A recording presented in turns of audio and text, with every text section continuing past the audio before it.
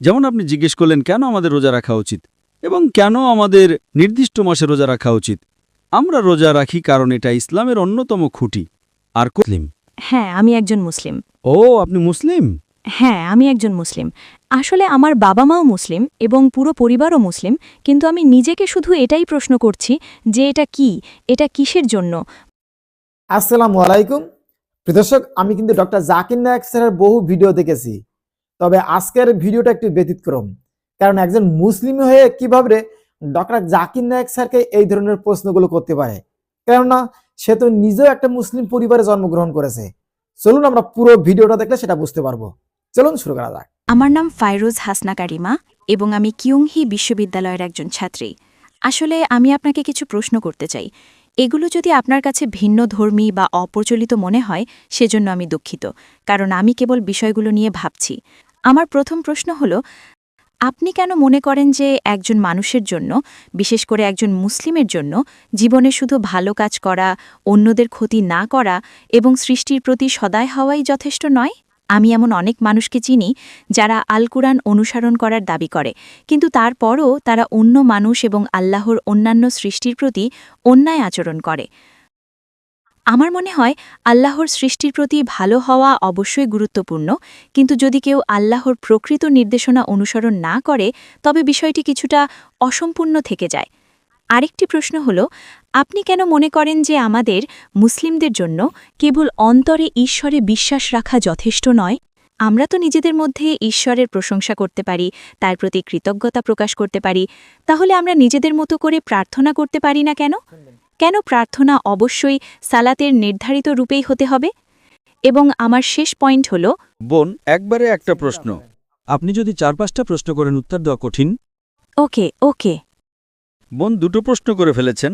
প্রথম প্রশ্ন হলো, কেন কিছু মুসলিম খারাপ কাজ করে? কেন আপনারা শুধু ভালো কাজ করতে পারেন না এবং খারাপ কাজ না করে থাকতে পারেন না? এটাই প্রথম প্রশ্ন। এবং এটা কি আবশ্যক যে যখন আমরা প্রার্থনা করি তখন আমাদের একটা নির্দিষ্ট নিয়মে প্রার্থনা করতে হবে? কেন আমরা আমাদের পছন্দ মতো প্রার্থনা করতে পারি না? এটাই প্রশ্ন। প্রথম প্রশ্নের ব্যাপারে, কেন অনেকে যারা বলে যে তারা মুসলিম তারপরও খারাপ কাজ করে? বোন, কোরআন আপনাকে এমন একটা কথাও বলে না যা খারাপ। আপনি কোরআনের একটা আয়াত দেখান আমাকে যা মানবতার বিরুদ্ধে। এমন একটা শিক্ষা নেই ইসলামে। কোরআন বা সহিহ হাদিসে এমন একটা শিক্ষাও নেই যা মানবতার বিরুদ্ধে। এমন কিছু মুসলিম থাকতে পারে যারা কোরআন অনুসরণ করছে না এবং ভুল কাজ করছে। যেমন ধরুন, কোরআন বলে প্রতারণা করো না, এমন অনেক মুসলিম আছে যারা প্রতারণা করছে। কোরআন বলে প্রতিবেশীদের কষ্ট দিও না, প্রতিবেশীদের সাহায্য করো, তারা প্রতিবেশীদের কষ্ট দিচ্ছে। তো বোন, এই হলো খারাপ উদাহরণ। এটা সেই একই উত্তর যা আমি আগে দিয়েছিলাম, যে অনুসারীদের দেখে ইসলামকে বিচার করবেন না। যেমন ধরুন, একটা স্কুলে, খুব বিখ্যাত একটা স্কুলে, কিছু ছাত্র ক্লাসে প্রথম হয়, কেউ সেকেন্ড ক্লাস পায়, কেউ থার্ড ক্লাস পায়, কেউ ফেল করে। আপনি কি এর জন্য স্কুলকে দোষ দিতে পারেন? না। কিছু ছাত্রকে তো ক্লাসে প্রথম হতে হবে, কাউকে তো ফেল করতে হবে, তো এটা আবশ্যক। তাই যারা ফেল করেছে তারা পাশে সার্টিফিকেট পাবে না, কিন্তু তারা সেই স্কুলের ছাত্র। ঠিক না ভুল? ঠিক। একইভাবে যারা নিজেদের মুসলিম বলে এবং তারা ভুল কাজ বা খারাপ কাজ করে, তারা পাশের সার্টিফিকেট পাবে না, তারা সেই স্কুলের খারাপ ছাত্র। কিন্তু আপনি কি এর জন্য স্কুলকে দোষ দিতে পারেন? না, আমি পারি না। প্রত্যেক স্কুলে ভালো ছাত্র এবং খারাপ ছাত্র থাকে, প্রত্যেক স্কুলে। এখন আপনার প্রশ্নের দ্বিতীয় অংশে আসছি, যে কেন আমরা ঈশ্বরকে আমাদের ইচ্ছা মতো ধন্যবাদ দিই না? কেন শুধু প্রার্থনার মতো একটা নির্দিষ্ট উপায়েই ধন্যবাদ দিতে হবে? অথবা আপনি জিজ্ঞেস করতে পারেন যে শুধু ভালো হওয়াই যথেষ্ট নয়। কোরআন বলে সূরা আল আসর অধ্যায় নম্বর 103 আয়াত নম্বর 1 থেকে 3-এ, এখানে 4টি শর্ত আছে যে কোনো মানুষের জান্নাতে যাওয়ার জন্য। আচ্ছা। والعصر إن الإنسان لفي خسر إلا الذين آمنوا وعملوا الصالحات وتواصوا بالحق وتواصوا بالصبر। সময়ের কসম, মানুষ অবশ্যই ক্ষতির মধ্যে রয়েছে, তারা ছাড়া যাদের ঈমান আছে, যারা সৎ কাজ করে, যারা মানুষকে সত্যের উপদেশ দেয় এবং যারা মানুষকে ধৈর্য এবং অবিরাম চেষ্টার উপদেশ দেয়। শুধু ঈমান নয়, ঈমান মানে ঈশ্বরে বিশ্বাস করা যথেষ্ট নয়। আপনাকে নেক কাজও করতে হবে। ডাকাতি করা উচিত নয়, প্রতারণা করা উচিত নয়, অন্যদের সাহায্য করা উচিত। দ্বিতীয়টি হলো, প্রথম হলো ঈমান, বিশ্বাস, দ্বিতীয় হলো সৎ কাজ, তৃতীয় হলো মানুষকে সত্যের উপদেশ দেওয়া, মানুষকে সঠিক পথে ডাকা, এবং চতুর্থ হলো মানুষকে ধৈর্য এবং অবিরাম চেষ্টার উপদেশ দেওয়া। যদি এগুলোর কোনোটিও বাদ পড়ে, সাধারণ পরিস্থিতিতে আপনি জান্নাতে যাবেন না। আচ্ছা, যেমন ধরুন, আপনি বলতে পারেন এমন মানুষ আছে যারা খুব ভালো, প্রতারণা করে না, ডাকাতি করে না, অন্য মানুষকে সাহায্য করে, খুব সত্যবাদী, কিন্তু তাদের বিশ্বাস নেই, তারা ঈশ্বরকে ধন্যবাদ দিচ্ছে না, অথবা তারা ভুল ঈশ্বরকে ধন্যবাদ দিচ্ছেন। এমনকি তারাও জান্নাতে প্রবেশ করবে না, এমনকি তারাও স্বর্গে যাবে না। কেন? কারণ 1 নম্বর হল আমাদের স্রষ্টাকে ধন্যবাদ দেওয়া মানুষের সাহায্য করার চেয়েই বেশি গুরুত্বপূর্ণ।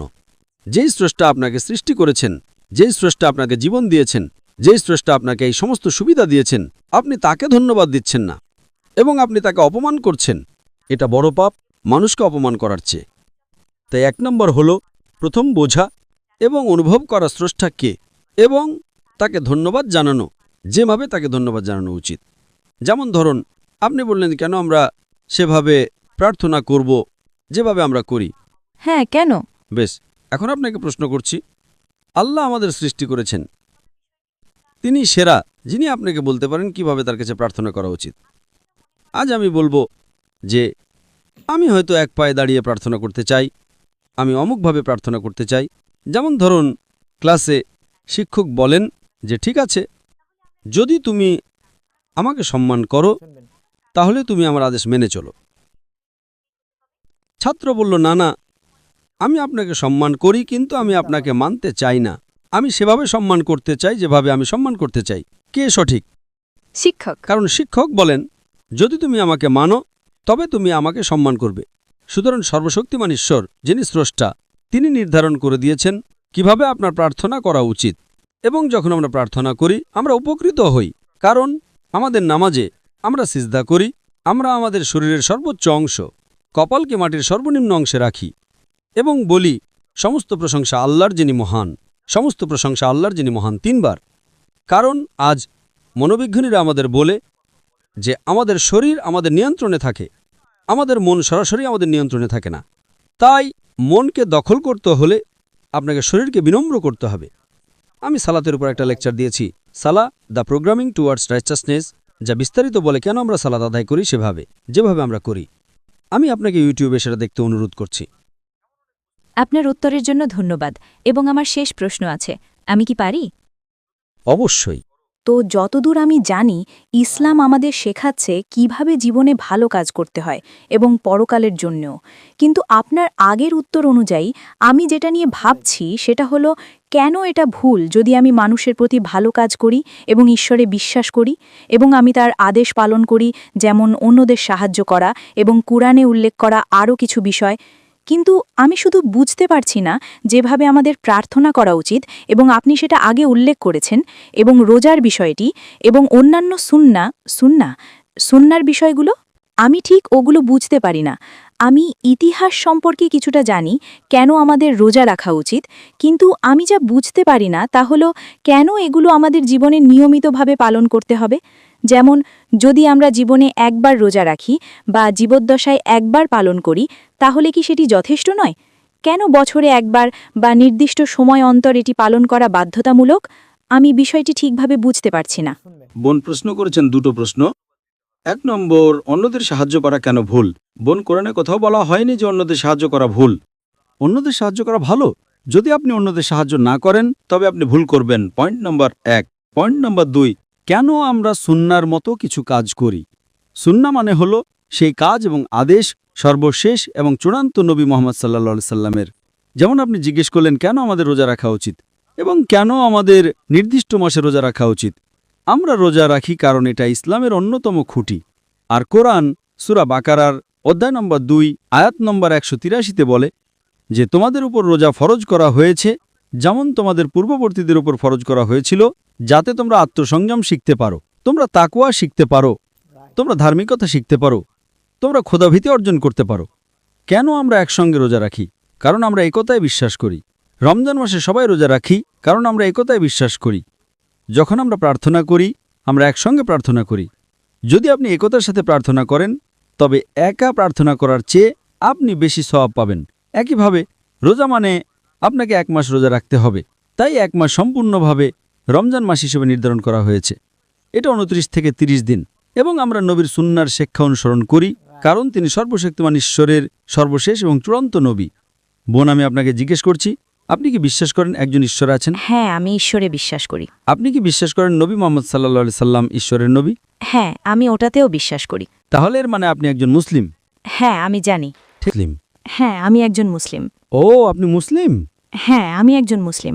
আসলে আমার বাবা মাও মুসলিম এবং পুরো পরিবারও মুসলিম, কিন্তু আমি নিজেকে শুধু এটাই প্রশ্ন করছি যে এটা কি, এটা কিসের জন্য বা এরকম কেন। তাহলে এখন কি বিষয়টা পরিষ্কার হয়েছে? হ্যাঁ, তাহলে এখন বুঝতে পারছেন এগুলো সঠিক শিক্ষা? আমি মনে করি অল্প কিছু। ভালো বোন, আমি আল্লাহর কাছে দোয়া করি তিনি আপনাকে আরও সঠিক পথ এবং আরও হেদায়েত দেন ইনশাআল্লাহ। তাতে কি সমস্যা আছে যদি আমি আমার মতামত দিই? কিসের? একটা বিষয়। আচ্ছা, তাহলে আপনি বললেন জান্নাতে যাওয়ার জন্য মানুষের 4টি গুণ থাকতে হয়, ঠিক তো? হ্যাঁ। যেমন ঈশ্বরে বিশ্বাস করা এবং আরেকটি কি আমি ভুলে গেছি? সৎকর্ম, হ্যাঁ, সৎকর্ম। মানুষকে সত্যের পথে ডাকা এবং মানুষকে ধৈর্য এবং পরিশ্রমের পথে ডাকা। হ্যাঁ, তো আপনার মতে কি এটা একই? তাদের ক্ষেত্রে কি এতে কোনো পার্থক্য হয়? যারা অন্য মানুষের উপকার করে কিন্তু সালাত আদায় করে না এবং প্রার্থনা করে না কিন্তু ঈশ্বরে বিশ্বাস করে, এবং যারা সালাত আদায় করে এবং মানুষের উপকারও করে তবে মাঝে মাঝে তারা মানুষের প্রতি ভেদাভেদ করে এবং অন্য মানুষ সম্পর্কে খারাপ কথা বলে, যদিও তারা সালাত আদায় করে এবং ঈশ্বরে বিশ্বাস করে, তো তাদের উভয়ে। আপনি মূলত আমাকে একটা প্রশ্ন করছেন যে একজন ব্যক্তি যে সালাত আদায় করে এবং কিছু খারাপ কাজ করে সে কি ভালো, নাকি যে ব্যক্তি ভালো কাজ করে এবং সালাত আদায় করে না? ঠিক কাজের মধ্যে প্রথম যে কাজটির বিষয়ে সর্বশক্তিমান ঈশ্বর আপনাকে প্রশ্নটা করবেন তা হলো আপনার নামাজ। প্রথম প্রশ্নটি কিয়ামতের দিন ঈশ্বর করবেন। সালাত ইসলামের দ্বিতীয় স্তম্ভ, আর সালাত আদায় না করা ইসলামের চতুর্থ কবিরা গুনাহ। প্রথম কবিরা গুনাহ হলো শিরক, ঈশ্বরের সাথে শরিক করা। 2 নম্বর হলো কোনো নিরপরাধ মানুষকে হত্যা করা। তৃতীয় হলো কালো জাদু এবং চতুর্থ হলো সালাত আদায় না করা। আমাদের প্রিয় নবী বলেছেন, এটা সহিহ মুসলিমে উল্লেখ আছে, ঈমান আর কুফরির মধ্যে পার্থক্য হলো সালাত আদায় না করা। সুতরাং দুজনের মধ্যে যে ব্যক্তি সালাত আদায় করে এবং হয়তো মিথ্যা বলার মতো কিছু খারাপ কাজ করে তার তুলনায় যে সত্যবাদী এবং সালাত আদায় করে না, যে ব্যক্তি সালাত আদায় করে এবং মিথ্যা বলে সে ছোট পাপ করছে, তার থেকে ভালো যে মিথ্যা বলে না এবং সালাত আদায় করে না। ঠিক আছে। মানে দুজনের মধ্যে নামাজ পড়ে কিন্তু মিথ্যা বলা লোকটা বেশি ভালো, অনেক ভালো মুসলিম সেই ব্যক্তির চেয়ে যে সত্য কথা বলে এবং সালাত আদায় করে না। কারণ আপনি যদি সালাত আদায় না করেন আপনি ঈশ্বরকে ধন্যবাদ দিচ্ছেন না, সেটা অনেক বড় প্রয়োজনীয়তা। ঈশ্বরকে ধন্যবাদ দেওয়া অনেক বেশি গুরুত্বপূর্ণ। সালাত আদায় না করা চতুর্থ কবিরা গুনাহ, মিথ্যা বলা ছোট পাপ। সুতরাং দুজনের মধ্যে যে ব্যক্তি সালাত আদায় করে এবং মিথ্যা বলে সে অনেক শ্রেষ্ঠ মানুষ এবং অনেক শ্রেষ্ঠ মুসলিম সেই ব্যক্তির চেয়ে যে মিথ্যা বলে এবং সালাত আদায় করে না। তবে সেরা হলো সালাত আদায় করা এবং মিথ্যা না বলা।